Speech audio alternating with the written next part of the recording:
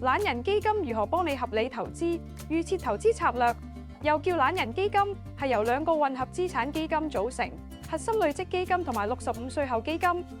喺核心累積基金入面，大約60% 會投資喺環球股票，投資風險同回報都會比較高。剩低嘅40% 就會投資喺風險較低嘅環球債券。至於65歲後基金，則以穩健投資為主，投資喺環球股票嘅部分大約只佔20%，其餘80% 就會投資喺環球債券。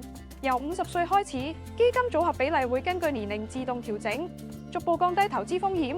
50歲前，所有資產投資於核心累積基金；50到64歲，每年逐步減持核心累積基金約6.7%，同時增持65歲後基金，去到64歲後，所有資產都會投資喺65歲後基金。呢種策略唔單止可以分散投資於環球市場，仲設有收費上限。